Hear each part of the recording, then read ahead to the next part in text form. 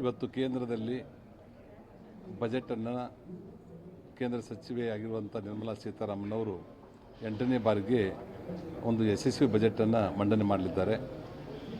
ದೇಶದ ಎಲ್ಲ ರಾಜ್ಯಗಳು ಮತ್ತು ಎಲ್ಲ ಇಲಾಖೆಗಳಿಗೆ ಸಂಬಂಧಪಟ್ಟಂಥ ಸರ್ವತೋಮುಖ ಅಭಿವೃದ್ಧಿಗಾಗಿ ಅವರು ಬಜೆಟನ್ನು ಮಂಡಿಸುವಂಥ ನಿರೀಕ್ಷೆ ಇದೆ. ಇದರ ಜೊತೆಗೆ ನಮ್ಮವರಾಗಿರುವಂಥ ಕೇಂದ್ರದ ಸಚಿವರು ಪ್ರಹ್ಲಾದ್ ಜೋಶಿ ಅವರು ಸಹಿತ ಈ ಭಾಗದಲ್ಲಿ ಏನೇನಾಗಬೇಕು ಎಲ್ಲ ಸೆಕ್ಟರ್ಗಳಿಗೆ ರಾಜ್ಯದ ಮತ್ತು ಈ ಭಾಗದ ಉತ್ತರ ಕರ್ನಾಟಕ ಭಾಗದ ಮತ್ತು ವಿಶೇಷವಾಗಿ ಹುಬ್ಬಳ್ಳಿ ಧಾರವಾಡದಲ್ಲಿ ಹೊಸದಾಗಿ ಬಜೆಟ್ದಲ್ಲಿ ಸೇರಿಸುವಂಥ ಎಲ್ಲ ಲಕ್ಷಣಗಳಿದೆ. ಇದರಿಂದ ಒಂದು ಕೇಂದ್ರದಲ್ಲಿ ಈ ಬಜೆಟಿನ ಮಂಡನೆಯಾದ ನಂತರ ಒಂದು GDP ದೇಶದಲ್ಲಿ ಅತಿ ಹೆಚ್ಚು ಆಗುವಂಥ ನಿರೀಕ್ಷೆ ಇದೆ.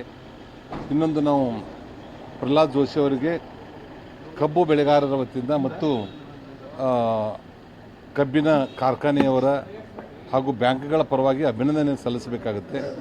ಪ್ರಹ್ಲಾದ್ ಜೋಶಿ ಅವರು ಕಳೆದ 5 ವರ್ಷಗಳಿಂದ ರೈತರ FRP ಬೆಲೆಯನ್ನು ಕಬ್ಬಿನ ಬೆಲೆಯನ್ನು ಹೆಚ್ಚಳವನ್ನಾಗಿ ಮಾಡಿದರು. ಅದಕ್ಕೆ ಸೀಮಿತವಾಗಿ ಸಕ್ಕರೆ ರೇಟನ್ನು ಮತ್ತು ಇಥನಾಲ್ ರೇಟನ್ನು ಏರಿಕೆಯನ್ನು ಮಾಡಿರಲಿಲ್ಲ.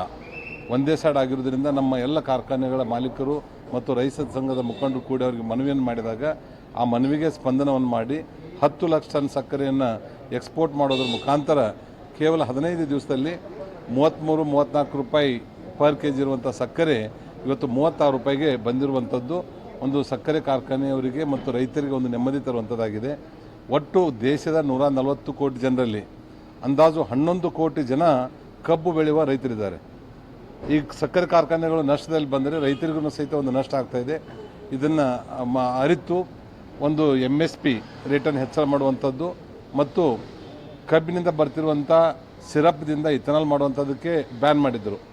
ನಾವೆಲ್ಲರೂ ಸೇರಿ ಮನವಿ ಮಾಡಿದಾಗ ಸನ್ಮಾನ್ಯ ಪ್ರಹ್ಲಾದ್ ಜೋಶಿ ಅವರು ಅದಕ್ಕೆ ಮತ್ತೆ ಮರು ಚಾಲನೆಯನ್ನು ಕೊಟ್ಟು ಇವತ್ತು ಇಥನಾಲ್ ತಯಾರು ಮಾಡುವಂಥ ಘಟಕಕ್ಕೆ ಒಂದು ಅನುಮತಿಯನ್ನು ಕೊಟ್ಟಿದ್ದಾರೆ.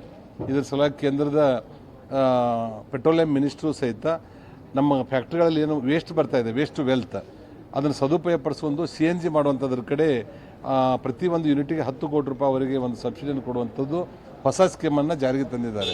ಇದಕ್ಕೆ ಹೆಚ್ಚಿನ ಪರಿಶ್ರಮ ಪ್ರಹ್ಲಾದ್ ಜೋಶಿ ಅವ್ರದ್ದು ತಿಳಿದರೆ ತಪ್ಪಾಗಲಿಕ್ಕಿಲ್ಲ. ಒಟ್ಟಾರೆ ಬರುವಂಥ 10 ವರ್ಷಗಳ ಅವಧಿಯಲ್ಲಿ ಇವತ್ತಿನ ಯಾವುದೇ ಡೀಸೆಲ್ ಮತ್ತು ಪೆಟ್ರೋಲ್ಗಳ ಎಂಜಿನ್ಗಳು ಇರೋದಿಲ್ಲ. ಇವತ್ತು ನಾನು ಹೇಳ್ತಾ ಇರುವಂಥದ್ದು ನಮ್ಮದೇ ಇರ್ಬೋದು, ಬರುವಂಥ ದಿವಸಗಳಲ್ಲಿ ನಮ್ಮದೇ ಆಗಿರುವಂಥ ಇಥನಾಲ್ ಮತ್ತು CNG ಇಲೆಕ್ಟ್ರಿಕಲ್ ವೆಹಿಕಲ್ಲು ಈ ದೇಶದಲ್ಲಿ ಇರ್ತಾ ಇದೆ ಅನ್ನುವಂಥದ್ದನ್ನು ನಾವು ಹೆಮ್ಮೆಯಿಂದ ಹೇಳ್ಬೋದು. ನಮ್ಮ ನೆಚ್ಚಿನ ಪ್ರಧಾನಮಂತ್ರಿಗಳು ನರೇಂದ್ರ ಮೋದಿಜಿ ಅವರು ಸಹಿತ ಆತ್ಮನಿರ್ಭರ್ ಭಾರತದಲ್ಲಿ ನಮ್ಮ ದೇಶದಲ್ಲಿ ತಯಾರಾಗುವಂಥ ವಸ್ತುಗಳಿಂದನೇ ನಾವು ಬದುಕಬೇಕು ಅನ್ನುವಂಥದ್ದನ್ನು ಏನು ಅವ್ರ ಮೇಲಿನ ಮೇಲೆ ಹೇಳ್ತಾ ಇರ್ತಾರೆ. ಅದ್ರ ಸಲುವಾಗಿ ಈಗಾಗಲೇ 20% ನಾವು ಆಯಿಲ್ಗಳನ್ನು ಇಂಪೋರ್ಟ್ ಮಾಡ್ತಾ ಇದ್ದೀವಿ. ಆಯಿಲ್ ಇಂಪೋರ್ಟ್ ಮಾಡ್ಕೊಳ್ಳುವಂಥದ್ರಲ್ಲಿ ಕಬ್ಬಿನಿಂದ ಮತ್ತು ಗೋವಿನ ಜೋಳ, ಮೆಕ್ಕೆಜೋಳ ಮತ್ತು ಅಕ್ಕಿಯಿಂದ ನಾವು ಪೆಟ್ರೋಲನ್ನು ತಯಾರು ಮಾಡ್ತಾ ಇದ್ದೀವಿ.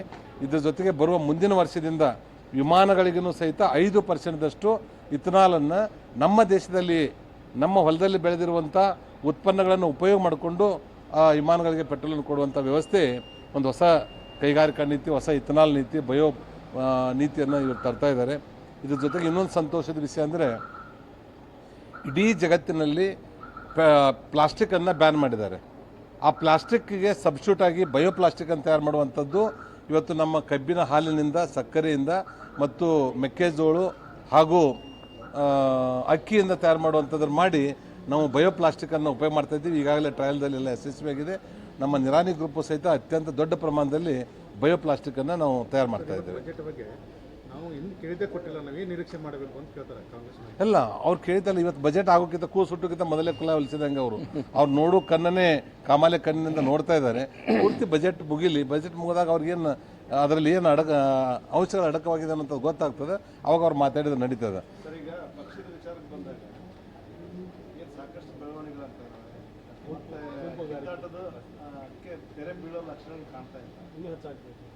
ನೋಡಿ, ಭಾರತೀಯ ಜನತಾ ಪಾರ್ಟಿ ರಾಜ್ಯ BJPಯಲ್ಲಿ ಸ್ವಲ್ಪ ಗೊಂದಲ ಇರುವಂಥದ್ದು ಸತ್ಯ. ಇವತ್ತು ಅವೆರಡೂಗಳನ್ನು ನಮ್ಮ ರಾಷ್ಟ್ರೀಯ ನಾಯಕರು ಮತ್ತು ಪರಿವಾರ ಹಿರಿಯರು ಅತಿ ಸೂಕ್ಷ್ಮವಾಗಿ ಗಮನಿಸಿದ್ದಾರೆ. ಅವಕ್ಕೆಲ್ಲವುಗಳನ್ನು ಕರೆದು 1 to 1 ಆಗಿನೂ ಸಹಿತ ನಮ್ಮ ನಾಯಕರು ಮಾತಾಡಿದ್ದಾರೆ ಮತ್ತು ಈ ಗ್ರೂಪ್ ಆಗಿನೂ ಕರೆದು ಮಾತಾಡಿದ್ದಾರೆ. ಬರುವಂಥ 1 ವಾರದ ಅವಧಿಯಲ್ಲಿ ಈ ಎಲ್ಲ ಸಮಸ್ಯೆಗಳನ್ನು ಪರಿಹಾರ ಮಾಡಿ ನಾವೆಲ್ಲರೂ ಒಂದಾಗಿ ಒಟ್ಟಾಗಿ ಹೋಗುವಂಥ ಸಾಧ್ಯತೆ ಇದೆ. ಇದರಿಂದ ಯಾವುದೇ ರೀತಿಯಿಂದ ಮುಂಬರುವಂಥ ದಿವಸದಲ್ಲಿ ಗೊಂದಲಗಳು ಇರುವುದಿಲ್ಲ. ಅದನ್ನು ಮೇಲಿನಿಂದ ರಾಷ್ಟ್ರೀಯ ನಾಯಕರು ಅದನ್ನು ಸೂಕ್ತವಾಗಿರುವಂಥ ಅಭ್ಯರ್ಥಿಯನ್ನು ಘೋಷಣೆ ಮಾಡ್ತಾರೆ.